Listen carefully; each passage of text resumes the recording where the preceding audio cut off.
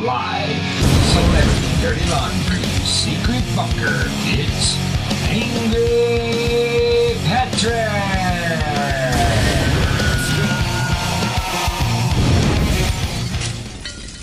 So for the past few weeks, we have been privileged to see the amazing recovery of Poison lead singer Bret Michaels, his astonishing victory of this season's Celebrity Apprentice. Let me tell you, I think this may be one of the greatest stories of overcoming adversity of our generation. Are you freaking kidding me? Have you watched that show, Rock of Love? If he can survive the skanks he's been dating for the last 2 years, then I'm sure a little brain bleed is nothing. Do you know how many strains of gonorrhea he must have survived? I bet that stuff is so mutated, if you hit it with the maximum dose of penicillin, it put on some floaties and do the backstroke in it. I wouldn't be surprised if his body turned on itself. His body caught him eyeballing another skank and said, you know what? That's it. I'm not going to the health department again. You go down today, Bret Michaels. And is winning the Celebrity Apprentice really something you want to add to the mantle? First of all, I think calling the people on that show celebrities is about the same as calling my gonads the Rocks of Gibraltar. This year, they said it was the best year ever. And they had that wrestling guy, Goldberg, the bribery Governor Rod Go Blow Ya Biatch, Bret Michaels, Holly Robinson somebody, and Cyndi freaking Lauper. When is the last time you bought a Cyndi Lauper album? Better yet, when's the last time you played one? You know when? It's your 20-year high school reunion when you were drunk off your ass and you and all your girlfriends were out on the dance floor doing the sprinkler. The girls just want to have fun. But back to Bret's brain bleed. You know what? My brain nearly bled every time I hear that crap fest called Every Rose Has Its Thorn. So I can only imagine what singing it over and over would do. You want to fix your brain? Stay away from the skanks and try singing a song that doesn't suck. But congratulations on staying alive. Next up, Uber skeezer Tila Tequila revealed on her blog yesterday she has joined the 4th installment of Celebrity Rehab to conquer her prescription pill problem.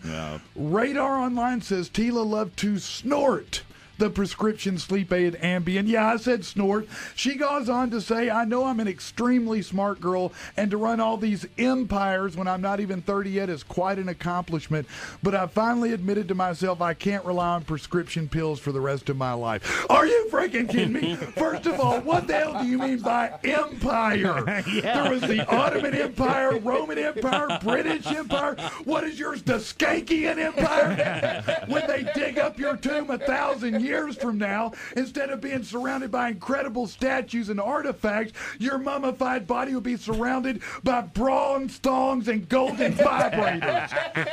But on to point number 2, you weren't just taking Ambien, you're snorting it? Who the hell would do that? And I'm sure someone out there just had a light bulb go off and said, damn, I never thought about that. Where is my razor blade? But how would that even work if you chopped up a line of Ambien somewhere about halfway through the snort? You'd start drooling, pass out, and not wake up for about 3 days. Yeah, that sounds like a blast. Hey, what'd you do this weekend? I slept so long I woke up with a thong full of ass raisins. That's awesome. And by the way, Celebrity Rehab is the biggest load of thong dookie I can think of.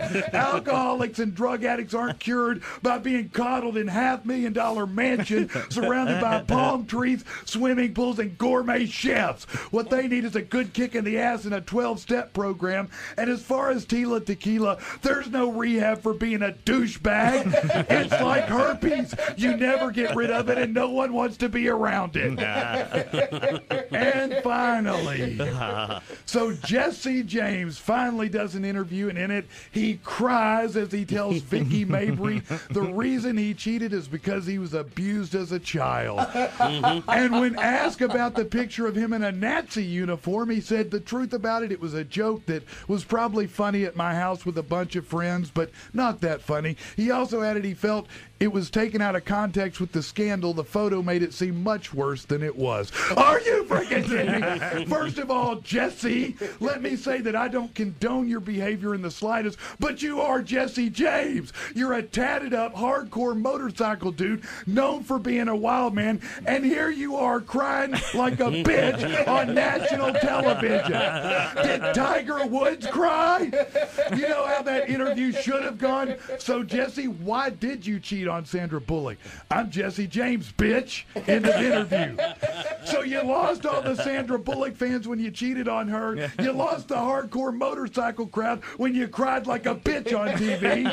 So congratulations. You've completed your full and total conversion from badass to panty waist. Where do you keep your tampon, Susie?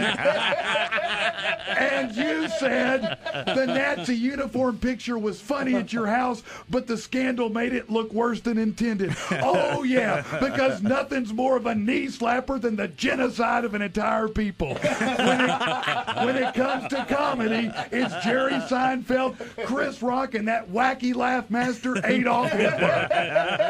You cheated on Sandra Bullock. You cried like a bitch on Nightline. You took a picture of yourself in a Nazi uniform. That's like the asswipe trifecta.